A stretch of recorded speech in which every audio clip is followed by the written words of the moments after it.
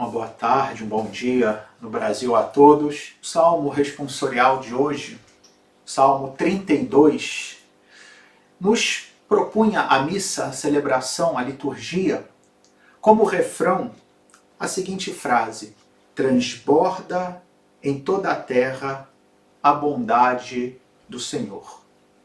É evidente que a ideia imediata que essa frase quer indicar é a graça que a ressurreição de Cristo traz para todo o universo, para toda a terra, que transborda, ou seja, essa vitória extraordinária que significa a ressurreição de Cristo, essa nova criação que ela vai trazer, né, ao vencer Jesus a morte e voltar não simplesmente à mesma vida que tinha antes, mas para uma realidade gloriosa, para uma realidade já aonde todo o mal foi superado. Porém, essa frase, para além de indicar, né, esse sentido universal, também tem um significado que poderíamos aplicar a cada um de nós individualmente, mas também ao nosso entorno, ou seja, ao nosso núcleo familiar, aos nossos amigos, porque essa também é toda a nossa terra. Em primeiro lugar, o meu coração, mas também as pessoas que eu amo, meu pai, minha mãe, minha esposa, meu esposo, meus filhos, meus netos, enfim, todas as pessoas a quem eu quero bem. E essa graça transborda e chega também a eles. Transborda em toda a terra a bondade do Senhor. Poderíamos dizer, transborda do meu coração em toda a terra a bondade do Senhor. Transborda na minha família, nas pessoas em que eu amo, a bondade do Senhor. E como é que a gente pode perceber isso? Porque uma coisa, né, é a gente entender o significado dessa frase e querer que isso seja verdade. Eu não tenho dúvida que todos nós temos esse desejo, que de fato possa transbordar a bondade do Senhor em todos os aspectos da nossa existência, em nós mesmos e nas pessoas que estão ao nosso redor e no mundo inteiro, por que não dizer? Porém, às vezes, e é necessário que nós, com muita sinceridade, né, tenhamos que admitir, não é tão simples assim enxergar essa realidade. Porque às vezes o que eu ainda tenho diante dos meus olhos é incerteza, é sofrimento, é doença, é frustração, é morte. Então, onde está isso? O Salmo ainda, né, vai dizer o seguinte, e acho que para nos colocar diante desse dilema, né, quando diz: mas o Senhor pousa o olhar sobre os que o temem e que confiam, atenção, porque aqui encontramos já um caminho de resposta, e confiam esperando em seu amor, para da morte libertar as suas vidas e alimentá-los quando é tempo de penúria. De fato, eu penso que a humanidade, né, todos nós estamos passando por um tempo de penúria. Penúria de contatos, penúria de certezas, penúria, né, de poder olhar para o futuro e saber o que vai mais ou menos acontecer. Estamos todos nos sentindo extremamente pobres nesse sentido. E não falemos, né, daquilo que talvez venha por diante, que é uma verdadeira penúria econômica, que pode ser a consequência de toda essa situação. E o Senhor ainda assim diz que vai nos alimentar em tempo de penúria. Que vai, portanto, vir encontro, seja as nossas necessidades espirituais, seja as nossas necessidades materiais, que no fundo não é outra coisa do que aquilo que a gente reza no Pai Nosso. O pão nosso de cada dia nos dai hoje. E qual é a condição para que podemos ter essa certeza de que o Senhor há de nos alimentar? O Salmo diz: os que confiam esperando em seu amor. Confiar e esperar no amor de Deus. Isso requer, queridos irmãos, queridas irmãs, conversão. E de fato, se nós olhamos na primeira leitura de hoje, dos Atos dos Apóstolos, vemos que é justamente isso o que Pedro diz naquele discurso que ele teve no dia de Pentecostes para aqueles que perguntavam o que deveriam fazer. Jesus diz: convertei-vos e batizai-vos em nome do Senhor Jesus, para que possais receber o dom de Deus, o Espírito Santo. O Espírito Santo, que é esse que vai nos dar força, justamente, que vai nos alimentar no tempo da penúria, que vai nos dar coragem, que vai nos capacitar para enfrentarmos as dificuldades. Converter-nos. E o que significa converter-se?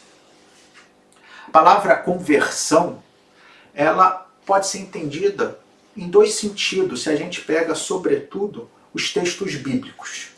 Nos textos em hebraico, ou seja, na língua de Jesus, sobretudo aqueles do Antigo Testamento, a palavra conversão, que é um verbo, que vem de um verbo hebraico, shub, converter-se, significa literalmente voltar para casa. Pensemos aqui, por exemplo, na parábola do filho pródigo, que é um exemplo claro dessa conversão que significa voltar para casa. Já em grego, que é a língua em que foi escrito o Novo Testamento, a palavra conversão em grego diz-se metanoia, que significa literalmente mudança de pensamento, mudança de mente. E aqui, com esses dois sentidos, o sentido grego e o sentido hebraico, que são as duas línguas em que foram escritos os livros da Bíblia, no Antigo e no Novo Testamento, a gente pode encontrar já um caminho para vivenciarmos a conversão. Que ela, por um lado, é voltar para casa, voltar para o essencial, voltar para aquilo que realmente conta, que são as relações fundamentais com as pessoas que a gente ama. Restabelecer aquilo que realmente não podemos viver sem ter na nossa vida. Que certamente não é o conforto de viajar, não que isso não seja bom, mas não é a coisa essencial. Não é essencial ter grandes banquetes, almoçar fora e nos melhores restaurantes. O essencial é estar junto com aqueles que eu amo. E será que eu sei valorizar isso? Talvez essa situação que estamos passando seja uma oportunidade que Deus nos dá de refletir sobre isso, sobre o valor que damos ao essencial, ao que temos em casa, ao voltar para casa. Por outro lado, também é preciso uma mudança de mente. A gente alterar um pouco, podemos dizer, a configuração dos nossos pensamentos. Saber colocar metas na nossa vida que sejam realmente metas que façam de nós pessoas melhores. Outro dia eu li um comentário de uma pessoa que falava, olha, muitos estão pensando o que vão fazer quando tudo volte ao normal. E essa pessoa dizia, eu não quero que volte ao normal, porque voltar ao normal significa voltar ao que era antes, e também não estava bem, não estava certo. Aliás, se a gente está vivendo isso agora, desse modo, é porque o normal não era o ideal. Nós temos que voltar para sermos melhores, para colocar como meta as coisas mais nobres, ter realmente objetivos elevados, grandiosos, e não ficar na mediocridade. Porém, queridos irmãos, queridas irmãs, acima de tudo, para experimentarmos uma verdadeira conversão, o voltar para casa, para o essencial, mudar de mente, ou seja, ter grandes metas na nossa vida, às vezes é preciso saber chorar, saber reconhecer que perdemos a presença do Senhor. E é isso que o Evangelho de hoje nos mostra com o exemplo de Maria Madalena, que estava ali junto do túmulo, chorando, porque não encontrava o seu Senhor, Jesus, a quem ela tanto amava. Também nós, na nossa vida, podemos perder essa conexão com Deus. Podemos não estar encontrando onde está Deus na minha vida. Podemos até estar por aí perguntando, como ela depois vai perguntar aos anjos, que certamente ela não reconhecia como anjos, ou ao próprio Jesus que se apresentou diante dela e ela não foi capaz de reconhecê-lo e perguntou, pensando que fosse um jardineiro, aonde colocou o corpo dele. Sabe qual era o problema dela? Porque ela procurava um morto. E Jesus não estava morto, estava vivo. E talvez nós, muitas vezes, não encontramos Deus na nossa vida porque procuramos um Deus que não é Deus, mas é uma criação da nossa mente. Um Deus pequenininho, um Deus que simplesmente é um resolvedor de problemas.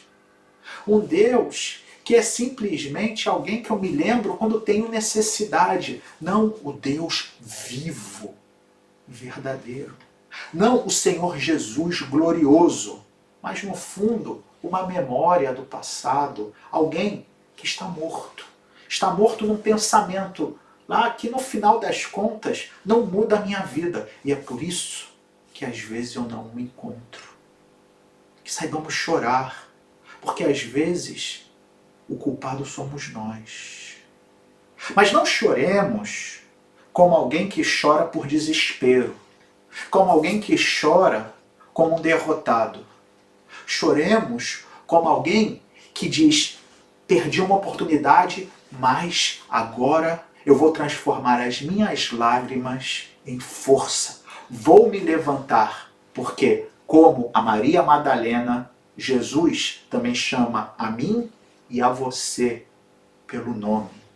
E foi aí que ela o reconheceu, pelo modo como Jesus, cheio de amor, a chamou pelo nome. E ele também chama pelo nome a cada um de nós.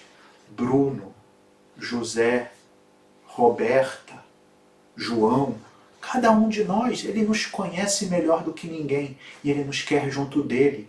Mas o Senhor vivo, o Senhor glorioso. E nós devemos deixar que ele seja isso, o Senhor. Não uma criação da minha mente, não um resolvedor de problemas, mas aquele que é o meu Deus, o meu Criador, o meu Salvador, o meu tudo. E é assim que nós vamos experimentar de verdade essa bondade do Senhor, que como dizia o Salmo e o refrão, e assim começamos a homilia, e assim terminamos. Essa bondade que transborda por toda a terra. Louvado seja nosso Senhor Jesus Cristo, para sempre seja louvado.